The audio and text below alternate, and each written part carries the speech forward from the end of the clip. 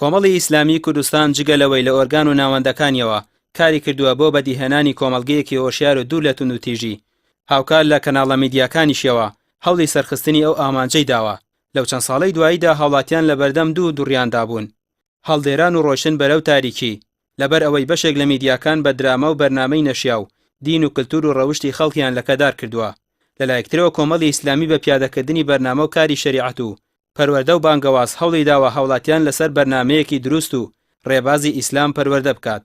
کۆمەڵی ئیسلامی هەر لە زوو ئێستاشە هەموو ئەو بەرنامە پەروەردانی کە هەیبووە لە ڕێی ئەنجومەنەکان، لە ڕێی ناوچەکان، لە ڕێی مزگەوتەکان کە توانرا ڕێگا پێدرا کە بەڵام بەداخەوە ئێستا کە لە مزگەوتەکانە ڕێگا پێ نادرێت کە بە پێی پێویست دەنگی ئیسلام و یاخود کۆڕ و کۆمەلسی تیا بگرێت. کۆمەڵی ئیسلامی و ئەندامانی کۆمەڵی ئیسلامی توانیان و ڕۆڵی کاریگەریان هەبێ لە گەیاندی بانگوازدا خۆڕۆشتی ئیسلامیانی کە خوای گەورە لە قورئانی پیرۆزە نردوێتی خوارەوە پێغەمبەری خوا عەلەیهی سەڵات وسەلام بە ئێمە گەیاندووە، ئێمەش بتوانین بە کۆمەلگای خۆمانی بگەینین.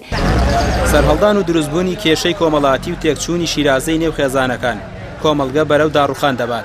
زۆربوونی ڕێژەی خۆکوشتن و جیابوونەوە خیانەتی یاوسەرگیری بەهۆی لادانە لە بەها ئیسلامیەکان و گرتنەبەری ڕێگای هەڵا، بەڵام کۆمەڵی ئیسلامی هەمیشە ئامانجی بووە لە ڕێگەی کۆبوونەوە و کۆڕەجەماوەریەکان و ئۆرگانەکان و دەستگا ڕاگەیاندنەکانیەوە کار بکات بۆ هەندانی گەنجان و چین و توێژەکان بۆ پەیڕەوکردنی ڕێبازێکی دروستی ئیسلامی. بێگومان ئەوانی کەوا بیسراون و هەروەها ئەوانشی کەوا ئەبیندرێن وەکو پەیام وەکو بانگەواز کە ئەمانە بیندرا و بیسراون، کۆمەڵە ڕاگەاندنیشی هەیە کەوا ئەبیسرێن وەکو ڕادیۆکان کاریگەری جەوهریان هەبووە لەسەر کۆمەلگای کوردەواری. ئەوەی کەوا ڕاگەاندنەکانی کۆمەڵ جیا ئەکاتەوە، سپاس بۆ خوای پەروەردگار، کۆمەڵە بانخوازی معتەدیل کەوا ڕێگە جوانەکەی خوای پەروەردگار زیاتر ڕوون ئەکەنەوە و هەروەها زیاتر پەیامی خوای پەروەردگار بۆ خەڵکیشی ئەکەنەوە. کارەکانی کۆمەڵی ئیسلامی لە هەموو کاتێکدا تەنیا ئامانجی هاندانی هاوڵاتیانە بۆ ڕێبازی ڕاست و دروست و دۆزینەوەی ڕێگەی ڕاستی ئاینی پیرۆزی ئیسلام و بەدیهێنانی چاکەی گشتی